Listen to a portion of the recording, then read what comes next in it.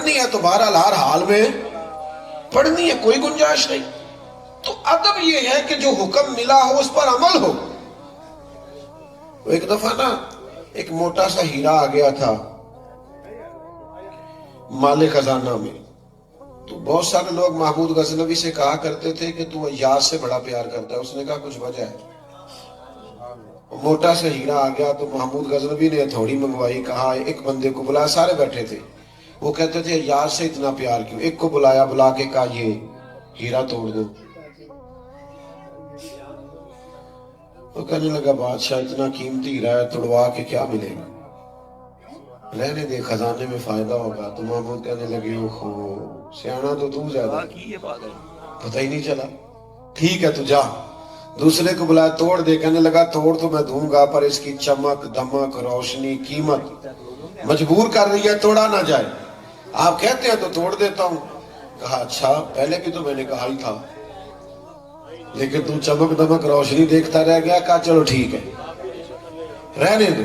تیسرا بلایا، اس نے بھی بات سنائی، کئی لوگوں کو کہا پر ہیرا کسی نے توڑا۔ ایاز کو بلایا، کہا توڑ دے، اس نے منٹ نہیں لگایا، مارا تھوڑا، کئی ٹکڑے کر دیے۔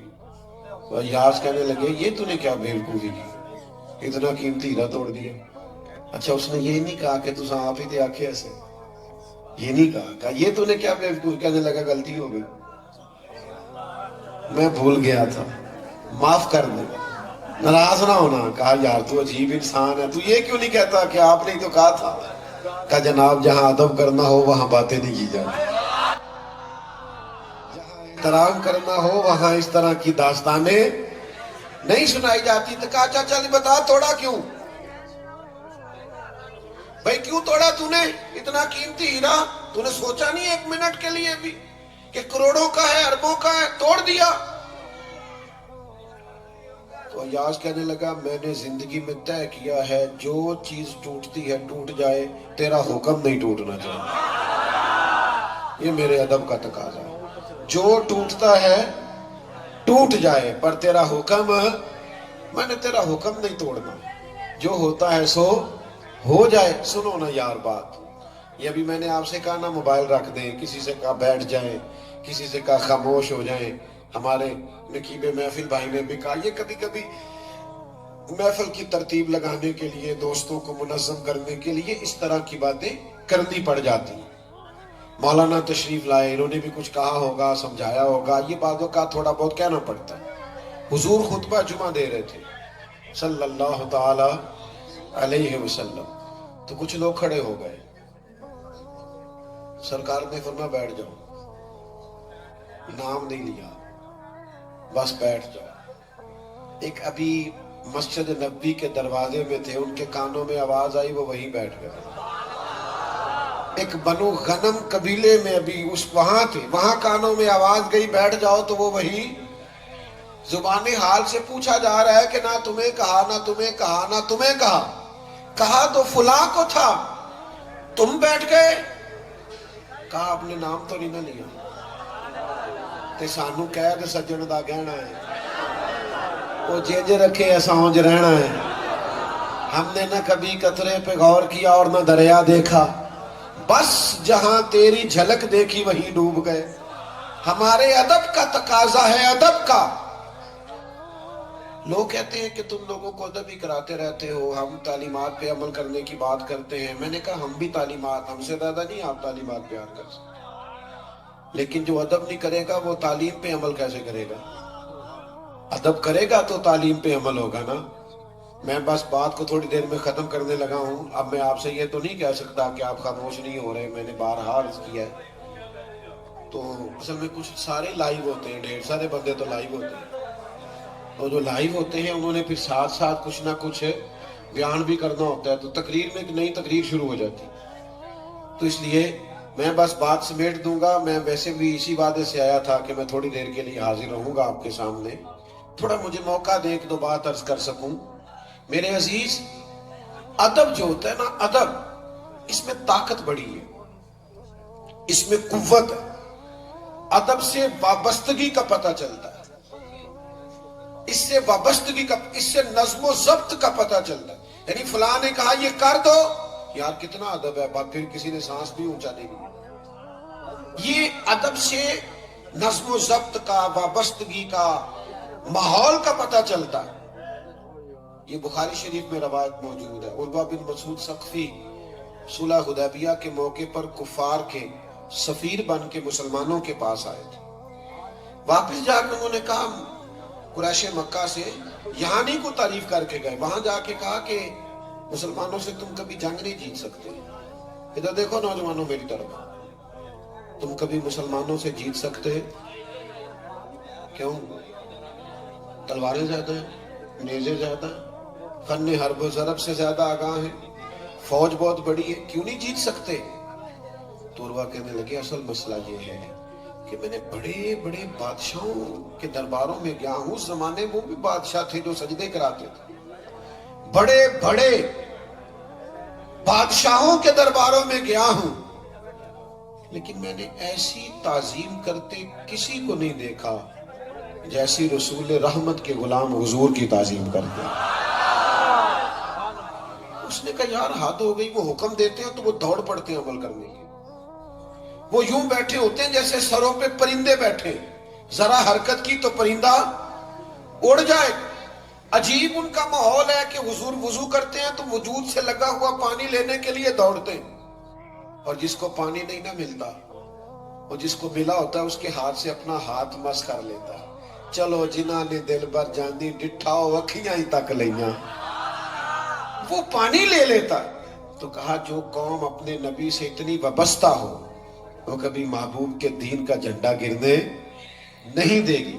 میرے دوست، تعظیم کا مزاج پیدا کریں، ادب کا مزاج پیدا کریں.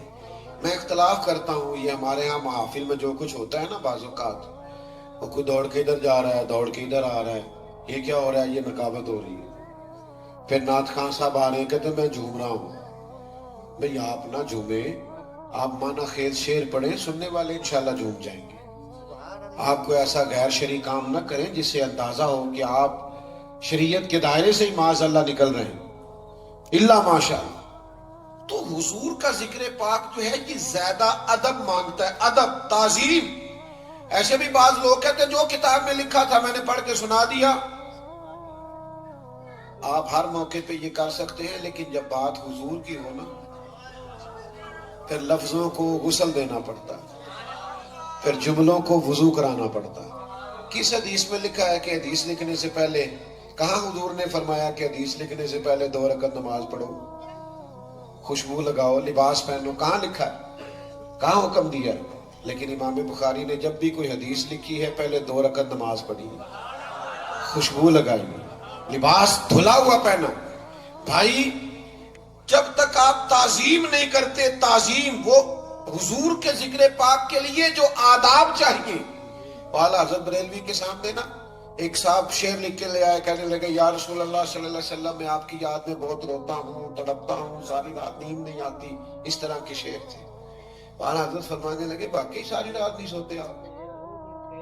کہنے لگے نہیں جی یہ تو شعر ہے. تو فرمایا حضور کی بارگاہ میں جھوٹ بولتے ہیں؟ معاذ اللہ ثم معاذ. سرکار کے حضور سچ کہو، جو کیفیت ہے وہ کہو. اے پائے نظر ہوش میں آ، یہ کوہ نبی ہے، آنکھوں سے بھی چلنا یہاں بے ادبی ہے. تو آپ سرکار کے حضور جب حاضر ہوں گے تو کمال ادب سے، کمال احترام سے حرم کی زمین اور قدم رکھ کے چلنا. ارے سر کا موقع ہے ہو جانے والا. خوبصورت لب و لہجے میں، خوبصورت انداز میں 2 بھائی اکٹھے بیٹھے ہوں، چھوٹا بھائی بڑا بھائی. چھوٹا جو ہے اس کی تعلیم بھی زیادہ ہے، پیسے بھی زیادہ کماتا ہے اور شہرت بھی زیادہ ہے. تو بڑے کی تعلیم بھی کوئی نہیں، پیسے بھی کوئی نہیں، شہرت بھی کوئی نہیں. لیکن دونوں اکٹھے بیٹھے ہوں تو ایک بندہ پوچھ لے تم میں سے بڑا کون ہے؟ تو تعلیم بتانی ہے کہ عمر؟ جلدی بتاؤ یار. پیسے بتانے ہیں کہ عمر؟ شہرت بتانی ہے کہ عمر؟ یہی ہوتا ہے. بھی بڑا کون ہے؟ وہ کہتا ہے جی یہ میرے بھائی جان بڑے ہیں. بڑا خود بھی کہتا ہے جی میں بڑا ہوں، یہ چھوٹا ہے. ایسے ہوتا ہے نا، چاہے جتنا مرضی آگے نکل جائے. حضور علیہ السلام کے چچا ہیں جناب عباس. کسی نے پوچھا آپ بڑے ہیں کہ حضور؟ تو جو پوچھ رہا ہے پتہ اسے بھی ہے کہ نبی پاک امام الانبیاء سید الرسل ہے، اسے پتہ ہے کہ سرکار کا درجہ اور مقام کیا ہے. اس نے کہا آپ بڑے ہیں کہ حضور؟ تو یہ ہے حضور کی بارگاہ کا ادب.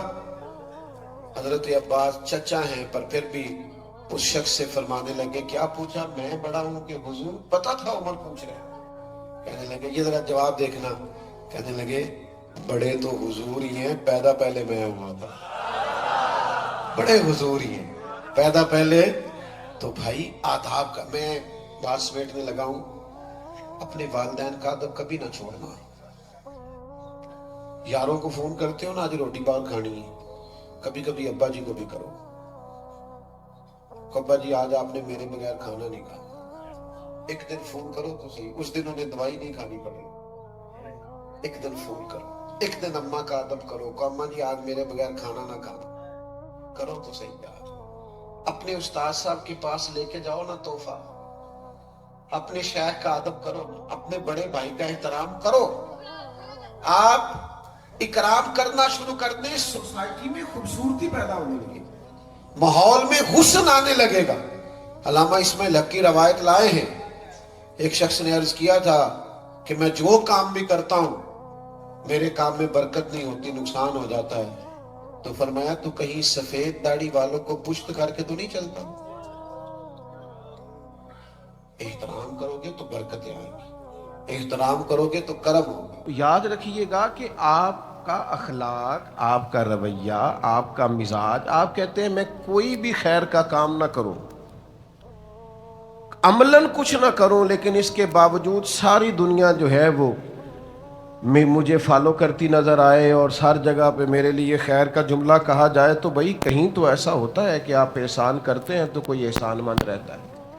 کہیں تو ایسا ہوتا ہے کہ آپ کسی دکھی کا دکھ دور کرتے ہیں تو وہ آپ کے آستانے پہ بیٹھا رہتا ہے. کہیں تو ایسا ہوتا ہے کہ آپ کسی کے لیے خیر بانٹتے ہیں تو وہ خیر آگے تقسیم ہونے لگتی. تو اعمال حسنہ یہ بڑے ضروری ہوتے ہیں. یہ جو مدارس کے اندر، دینی مدارس کے اندر طالب علم آتے ہیں نا پڑھنے کے لیے، یہ زیادہ تر امیر گھروں کے نہیں ہوتے.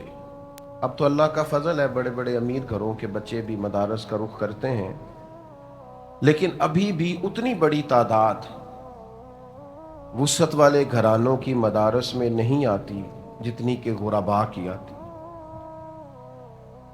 ان بچوں کو بالکل بھی نظر انداز کر دیا جائے تو یہ بیچارے کچھ کہہ نہیں سکتے، کیونکہ یہ غریب لوگ ہوتے ہیں، والدین بھی غریب ہوتے ہیں. پچھلی صفوں میں بٹھا دیا جائے تو کوئی حرج والی بات، اس لیے کہ مدارس صرف ان کو پڑھاتے ہی نہیں، پالتے بھی ہیں، ان کا خرچ بھی اٹھاتے ہیں. اب کہیں کوئی بچہ نظر انداز بھی کسی وقت ہو جائے، ہونا تو نہیں چاہیے، لیکن وہ محسوس نہیں کرتا. وہ کہتا میرے بہت بڑے یہ محسن ہیں، میرے اوپر بڑے احسانات ہیں. لیکن ہمارے مشائخ جب ادارے بناتے تھے نا تو وہ کمال یہ کرتے تھے کہ ان بچوں کو نظر انداز نہیں کرتے تھے، کھلاتے بھی تھے، پلاتے بھی تھے، پڑھاتے بھی تھے اور بناتے بھی تھے. ڈھیر سارے لوگوں کو بنانا. اور پھر لطف کی بات یہ کہ اپنی دستاریں اتار کے ان کے سروں پہ باندھنا، ان کو عزتوں سے نوازنا، ان کو اپنے نام کی نسبت دینا، کسی کو بتانا کہ ہاں میں نے اسے فیض یاب کیا، تسلی دینا، تشفی دینا. شاخیں بنانے کا رواج ان کو نہیں، ان کو شوق نہیں ہوتا تھا. یہ شاخیں نہیں بناتے تھے، یہ مراکز ہی بناتے تھے. ہر آدمی کو اپنی جگہ ایک مرکز بنا دیتے. یہ خیر خائی اعمال حسنہ کا وہ بڑا نتیجہ تھا جس کی وجہ سے اللہ تعالیٰ کی خاص رحمت ان لوگوں پر برستی. ہم نے یہ دیکھا ہے کہ ہمارے ملک میں غریب کا استحصال ہوتا ہے. آج بھی بڑی یونیورسٹیز میں اور بڑے کالجز میں داخلہ لینے کے لیے آپ کو بڑی سفارش کی اور جیب میں بڑے پیسوں کی ضرورت ہوتی ہے، لیکن ہمارے مشائخ کی خانقاہیں، آستانے، ان کے مدارس یہ بہت ساری وسعت اس لیے رکھتے تھے کہ غرباء کے بچے آتے تھے، ان کو یہ پڑھا کے، سکھا کے، سجا کے بڑے بڑے مراتب پر فائز کرتے تھے. پھر ایک اہم بات آج جس کو میں بڑی شدت سے بعض جگہ پہ محسوس کرتا ہوں दीनी लोगों से लोग मुतालबा करते हैं कि आप जो कह रहे हैं उस पर अमल भी करके दिखाएं,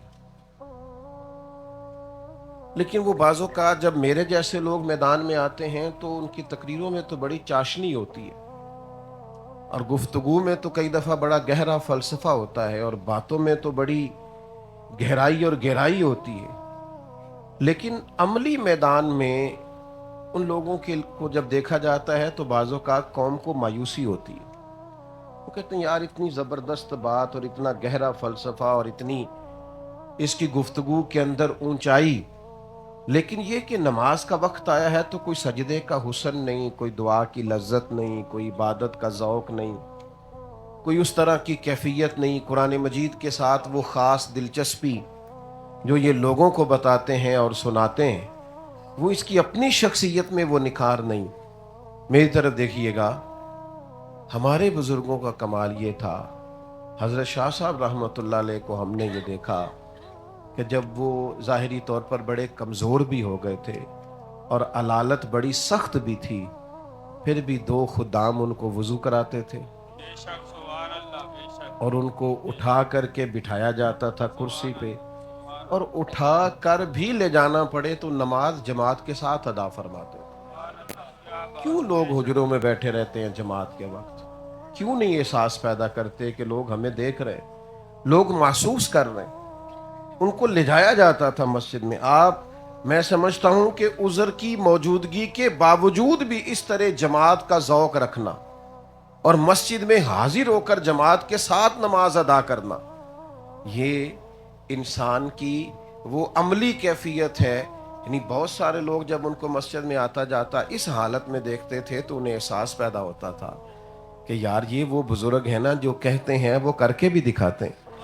तो लोगों को दर्स मिलता है, यानी उठने बैठने से आने जाने से तबलीग होती। इन लोगों का लम्हा लम्हा तबलीग करता है, लेकिन हम उज़र बयान करते रहते हैं, बैठे रहते हैं।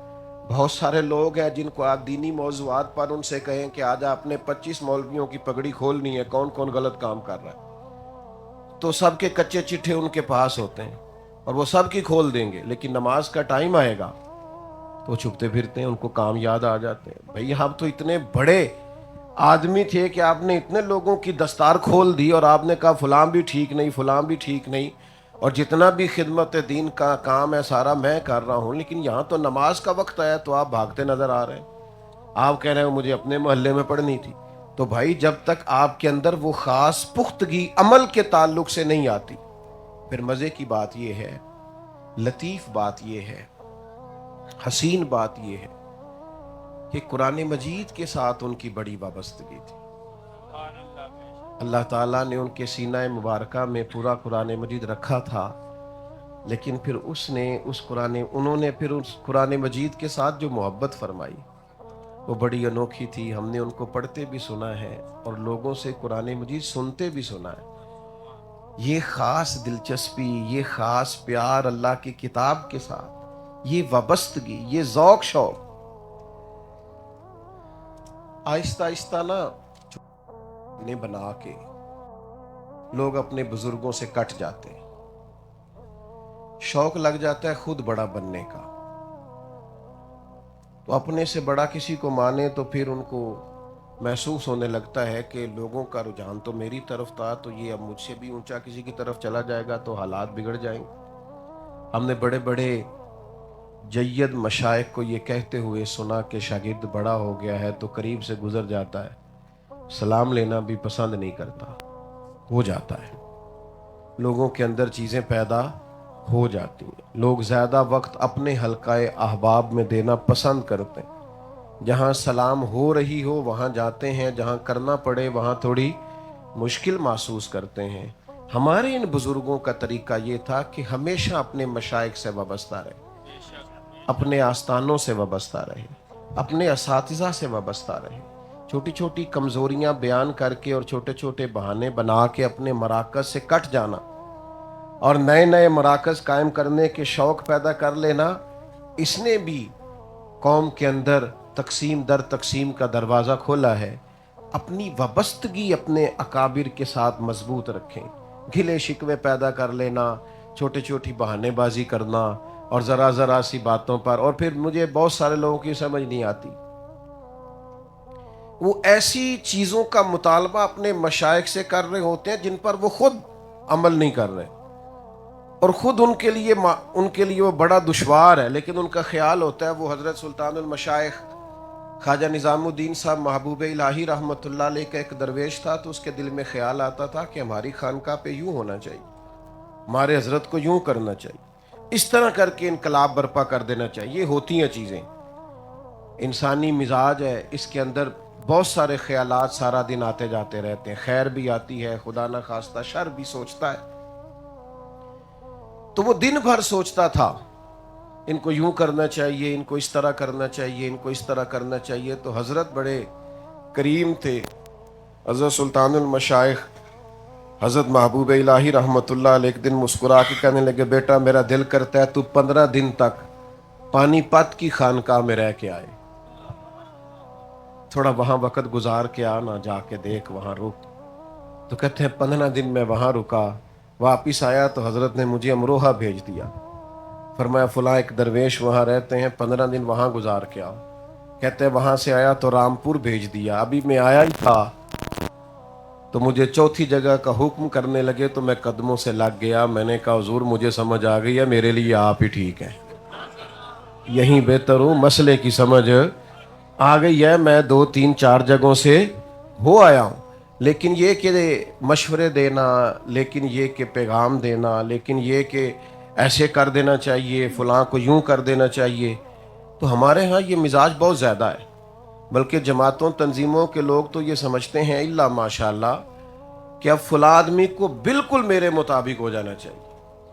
اچھا، وہ بعضوں کا لیڈران ایسا نہیں سوچتے، لیکن کارکنان اتنے تیز ہو جاتے ہیں۔ کسی درویش نے کہا تھا سمجھا والے چپ بیٹھے نے تے بے سمجھا کو ڈر آਉਂدا ہے۔ جو سیانے لوگ ہیں وہ بات نہیں کرتے، اور کچھ ایسے ہیں بیچارے جو ہر وقت کوئی نہ کوئی ان کے ذہن کے اندر اختراع موجود رہتی۔ زیادہ باتیں نہیں کرنی، بات کو سمیٹتا ہوں۔ میں نے ایک طویل وقت شاہ صاحب کو دیکھا، ایک طویل ٹائم ان کے ساتھ سفر کیے، ان کے ساتھ وقت گزرا ہے۔ میں ان کے ساتھ پاک پتن شریف بھی حاضر ہوا، سیال شریف بھی حاضر ہوا۔ حضرت علامہ عبدالحکیم شرف صاحب رحمۃ اللہ علیہ کا وصال جب ہوا تو مجھے آپ نے فرمایا کہ آپ آ جانا، ہم جنازے میں شرکت کے لیے جائیں گے۔ وہ سفر بھی میں نے ان کے ساتھ کیا۔ میں نے ان کو متعدد جگہوں پہ دیکھا۔ ایک بہت عجیب ان کی طبیعت میں نے چیز دیکھی، وہ تھی لمبی خاموشی، دیر تک چپ رہنا، سوال کرنے پر جواب دینا، اور آخری عمر میں یہ بات کچھ بڑھ گئی تھی، سوال کرنے پر جواب دینا، ورنہ بہت باتیں کرتے ہیں ہم، بہت گفتگو کرتے ہیں، کوئی ہماری تعریف نہ کرے ہم خود اپنی کرنی شروع کر دیتے ہیں۔ اللہ کا شکر ہے 30 سال ہو گئے خدمت کرتے، فلاں بھی میں نے کیا، فلاں بھی۔ آپ کو بتانا کیوں پڑ رہا ہے؟ خوشبو بتایا کرتی ہے کہ آیا کرتی ہے؟ آپ کو کہنا کیوں پڑ رہا ہے؟ اگر آپ نے کچھ کیا ہے تو سمجھ آ جائے گی، سامنے آ جائے گا، کل کو نکھر جائے گا۔ طویل خاموشی، یہ جو خاموشی ہوتی ہے نا اللہ والوں کی، یہ ان کو وزادار کرتی ہے، یہ ان کی شخصیت کو باروب کرتی ہے۔ یہ دیر تک رب کریم کے بندوں کا بیٹھنا، یہ کسی گہرے غور و تفکر کا پتہ دیتی ہے۔ تھوڑی چیزیں جب بندہ مختصر بات کرتا ہے، تھوڑی بات کرتا ہے، پیاس باقی رہتی ہے، تشنگی رہتی ہے، تو لوگوں میں طلب بھی باقی رہتی ہے۔ لیکن یہ کہ آپ دیکھیں نا، ان کو بڑے ساری، جو قریب رہنے والے لوگ ہیں وہ جانتے ہیں، بڑی ساری عبارتیں ازبر تھیں، بڑے سارے حوالہ جات ان کو مستحضر ہے، مناظر تھے، تو بہت طویل بات کر سکتے تھے، بڑی لمبی چوڑی تقریریں کر سکتے تھے، لیکن ایک بہت لمبا وقت انہوں نے جمعہ سنایا نہیں، جمعہ سنا ہے۔ یہ بھی کبھی کبھی کر کے دیکھنا چاہیے، کبھی کبھی کر کے۔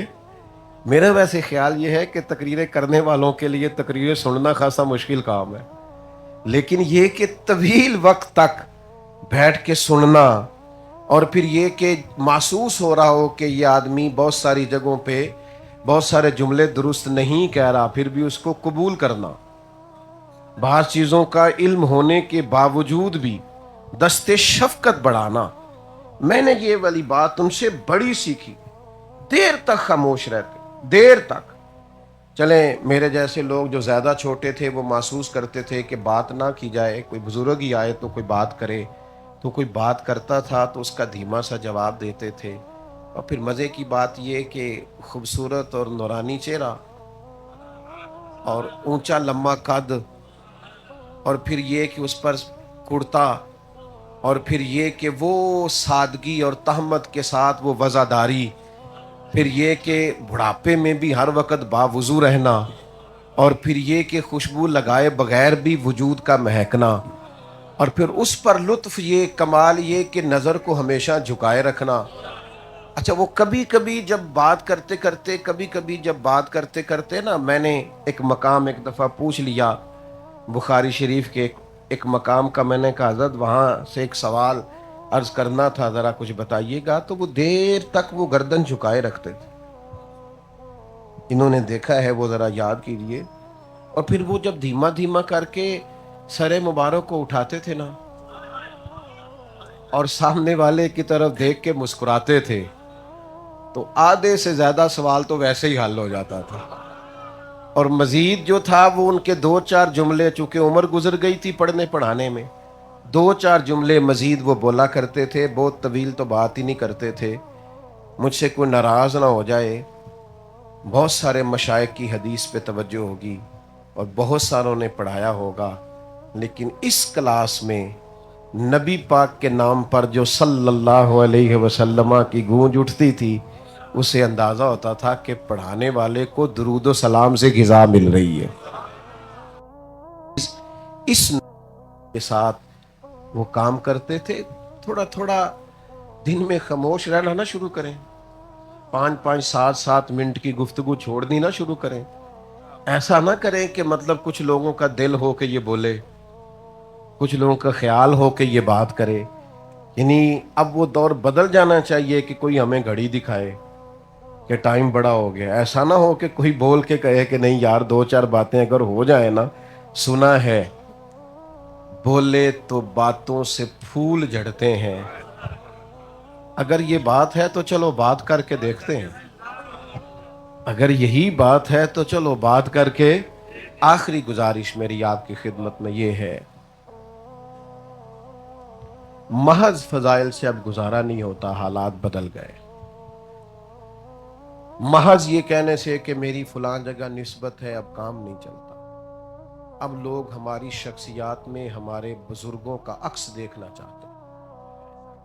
اقبال نے بڑا پہلے کہا تھا، تھے تو وہ آبا تمہارے ہی مگر تم کیا ہو۔ وہ کوئی اپنی بھی بات سنا، تم کیا ہو؟ تیری شخصیت پہ بھی کوئی اثر ہے کہ یہاں بس وہ بہت بڑے تھے؟ تو اب ہمیں تھوڑا تھوڑا تبدیل ہونا پڑے گا، کچھ چیزوں کو سمجھنا پڑے گا۔ طالب علم کی شکایت آ گئی کہ یہ نماز دیر سے پڑھاتے ہیں اور 1-2 منٹ اکثر ان کو آتے آتے لگ ہی جاتے ہیں۔ تو استاد صاحب نے طالب علم کے سامنے تو کمیٹی والوں سے کہا کہ 1-8 منٹ بھی تم اپنے امام کا انتظار نہیں کر سکتے۔ لیکن جب کمیٹی رخصت ہو گئی تو پھر طالب علم پہ تھپکی دے کے کہا، پتر تو میرا بیٹا ہے، تیری حمایت تو میں نے کی پر مجھے مزہ نہیں آیا۔ جب تو نے ممبر پہ بیٹھ کے کہا تھا 5:15 پڑھاؤں گا تو پھر تو نے 5:16 کیسے کیے؟ تو نے مصلی پہ بیٹھ کے وعدہ کیا تھا کہ 5:15 پہ پڑھاؤں گا، تو بھی تو احساس کرنا۔ تو کہتا ہے لوگ مجھ پر اعتراض کرتے ہیں، تو سب سے اونچی کرسی پہ بیٹھنا چھوڑ دے، عوام میں آ جا، نہ کوئی اعتراض کرے گا۔ جب تو اونچی کرسی پہ بیٹھا ہے تو بھائی تیری تو ویسکوٹ کے سارے بٹن لوگوں کو نظر آ رہے ہیں، کون سا سلامت ہے کون سا ٹوٹا ہوا ہے۔ اگر بڑی کرسی پہ بیٹھنا ہے تو پھر لباس کا خیال کرنا پڑے گا، پھر تہمت والی جگہ سے بچنا پڑے گا، پھر وہ سیرت کا پہلو ذہن میں رکھنا پڑے گا کہ محبوب خاتون زوجہ مبارکہ کے ساتھ، ازواج مطہرات میں سے ایک زوجہ کے ساتھ سفر فرما رہے تھے، اور ان کو گھر چھوڑ کے واپس آ کے جناب عمر کے ساتھ کھڑے ہوئے کچھ یہودیوں کو دیکھا تو فرمایا میری اہلیہ تھی، میں نے نکاح کیا ہے، گھر چھوڑنے جا رہا ہوں۔ حضرت عمر نے عرض کی یا رسول اللہ میں قربان جاؤں، ہم نے کوئی سوال کیا ہے؟ فرمایا نہیں، تمہیں بتانا تو تہمت والی جگہ سے بچنا تو پھر ضروری ہے نا، پھر احساس پیدا کرنا تو ضروری ہے نا۔ جنہاں نے سب سیاں رل پانی نو چلیاں، پر کوئی مڑ سی بھر کے، تے جنہاں نے بھر کے سر تے چایا ہے۔ میں علامہ صاحب ہوتا ہوں، میں پیر صاحب ہوتا ہوں، میں استاد صاحب ہوتا ہوں، جنہاں نے بھر کے سر تے چایا ہے وہ پھر قدم رکھن ڈر ڈر کے۔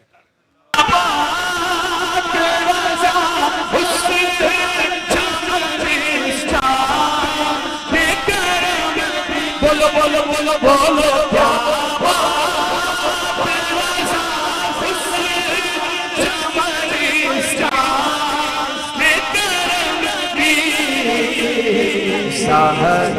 سیدہ سہرا طیبہ سہرا ہے کلی جسم سہرا ہے کلی حسین اور حسن پھول سہرا ہے کلی جسم حسین اور حسن پھول۔ پھر پڑھیے صلو علیہ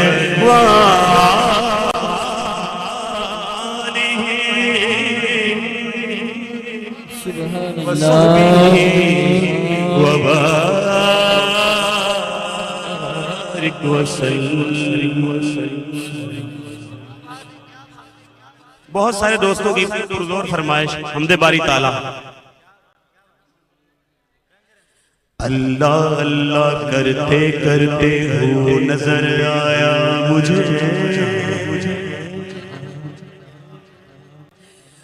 میں جب میں گم ہوا تو نظر آیا مجھے۔ بولو یا حیو یا قیوم، یا حیو یا قیوم، یا حیو یا قیوم، یا حیو کہیے یا حیو یا قیوم، یا حیو یا قیوم۔ رب دا بندہ بن جا بندیا بندیاں تو نہ ڈریا کر، رب دا بندہ ہاں بندہ، رب دا بندہ بن جا بندیا بندیاں تو نہ ڈریا کر۔ پاک نبی نے فرمایا، کی فرمایا پاک نبی نے اے فرمایا بس اللہ اللہ اللہ اللہ اللہ اللہ اللہ اللہ اللہ کرے یا اللہ یا اللہ یا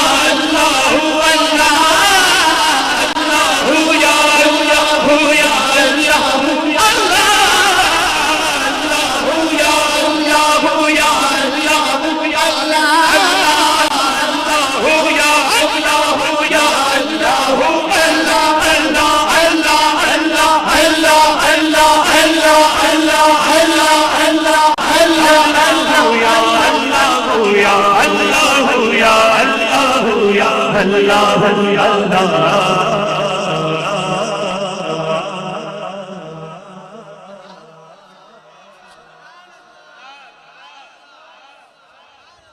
تیرے رنگ رنگ تیرے رنگ رنگ تیرے رنگ رنگ تیرے رنگ رنگ رنگ تیرے رنگ رنگ تیرے رنگ رنگ رنگ رنگ رنگ رنگ رنگ تیرے رنگ رنگ تیرے رنگ رنگ تیرے رنگ تیرے رنگ رنگ تیرے رنگ رنگ تیرے رنگ رنگ تیرے رنگ یہ رنگ رنگ یہ رنگ رنگ یہ رنگ رنگ مولا رنگ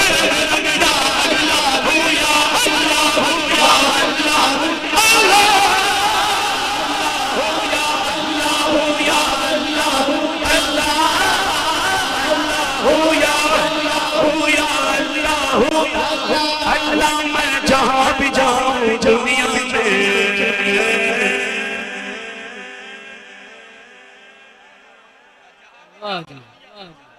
سبحان اللہ۔ اتنے ویسے سبحان اللہ بن دی ہے یار،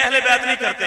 خدا کی قسم جیسا سنی اور جیسا قادری، اتاری، نقشبندی، رضوی، چشتی جیسا یہ ذکر اہل بیت کرتا ہے، خدا کی قسم کوئی کاری نہیں سکتا.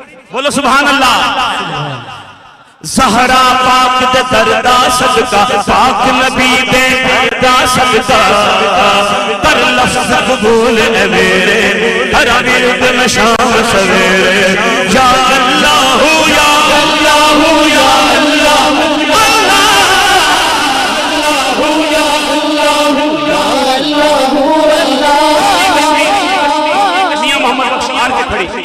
جلدی جلدی اس کو اسلام کو کلوز کرتا ہوں. فرماتے ہیں رحمت دا دریا الہی ہر دم وگدا تیرا. بھئی جنہوں جنہوں ایک کہنا آندا ہے نا ہر بندہ. رحمت دا دریا الہی ہر دم وگدا. اب جے ایک قطرہ ہاں قطرہ چھے ایک قطرہ بخشے میں اٹھ کم بڑھ جاوے میرا. رحمت دا دریا الہی ہر دم وگدا تیرا.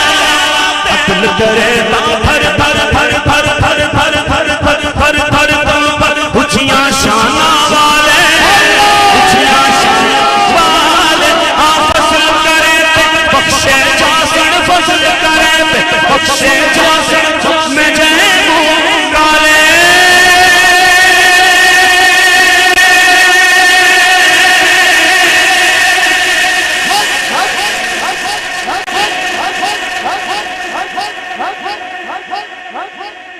کافی لمبا ہو گیا لمبا ہو گیا. بابا بلے شاہ قصوری رحمت اللہ علیہ ان کے شعر پہ ختم کرتے ہیں. وے بلے آسا مرنا ناہی ہو گور پیا گور پیا گور پیا نام مومن وچ مسیطہ نام وچ فرضیاں رے نام مومن وچ مسیطہ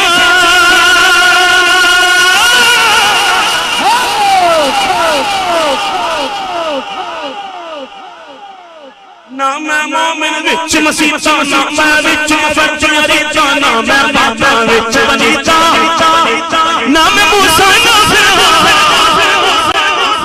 پھر ہی جانا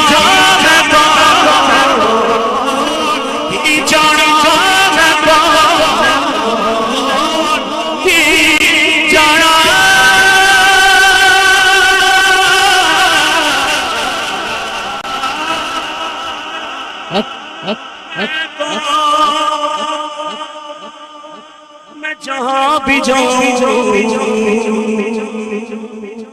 اس دنیا تیرے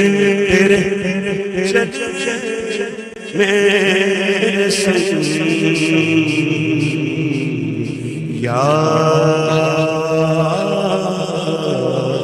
اللہ. قسمت میں میری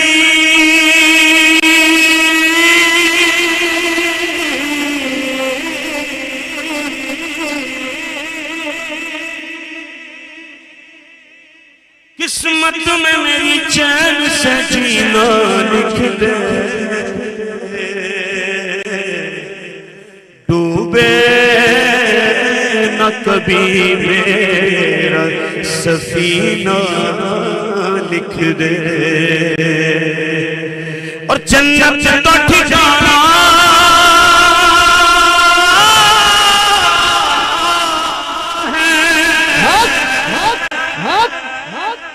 انشاءاللہ. جنت تو حضور کا صدقہ حضور کے امتیوں کے لیے ہے نا. جنت تو ٹھکانا ہے مگر اس دنیا میں کاتب تقدیر بس مدینہ لکھ دے. آؤ حضور سے مل کے عرض کرتے ہیں تاجدار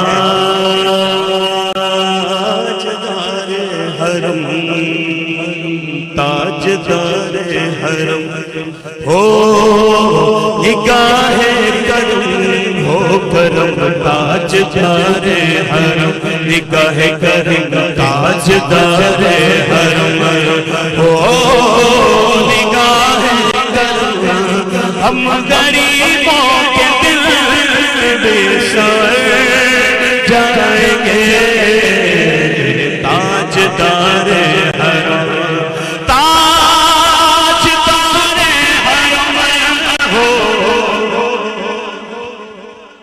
میرے آقا تاجدار حرم ہو نگاہ کرم ہم غریبوں کے دل بھی سر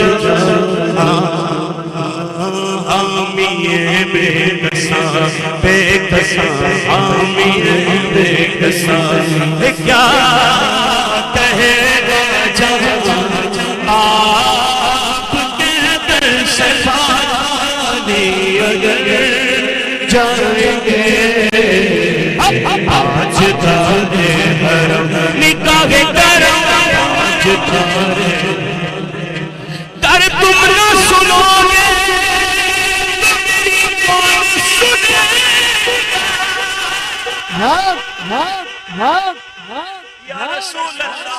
گر تم نہ کرو گے تو کرم کون کرے گا کیونکہ کوئی اپنا نہیں کوئی اپنا نہیں غم کے مارے آپ کے در پہ فریاد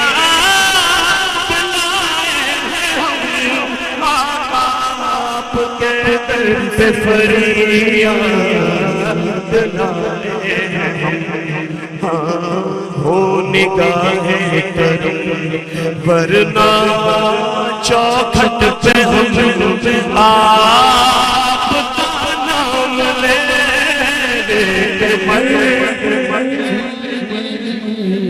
اور پھر مرشد فرماتے کہ صبح ہوتی ہے شام ہوتی ہے ارے بس عمر یوں ہی تمام ہوتی ہے اٹھو تار پیبا چلتے ہیں کہ ان کی رحمت دوم ہوتی ہے میں کشو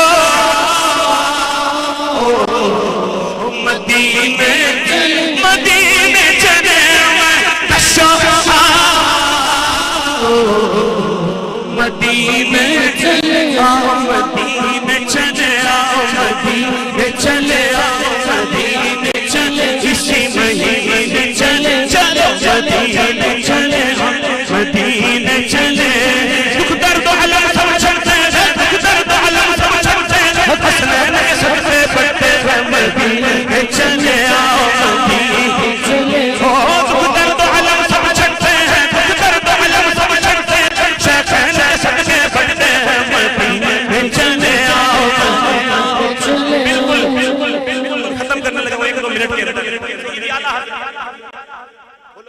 ہر سنی رضوی کا ہے سبحان اللہ آجیو آؤ شہنشاہ کا روزہ دیکھو وہ کعبہ تو دیکھ چکے اب کعبے کا کعبہ دیکھو ارے غور سے سن کو رضا کعبے سے یہ آتی ہے صدا کیا میری آنکھوں سے میرے پیارے کا روزہ دیکھو مدینے چلے آؤ مدینے چلے مدینے چلے مدینے چلے مدینے چلے مدینے چلے مدینے چلے مدینے چلے آؤ مدینے چلے آؤ کسی صورت یہاں پر اب ہمارا جی نہیں لگتا ہمیں بعد صبا لے جاؤ اڑا کر ان کے اونچے میں کسو مدینے چشم ساقی کوثر سے پینے چلے یاد رکھو اگر اٹھ گئی ایک نظر وہ جتنے خالی ہے سب جان بھرنے جائیں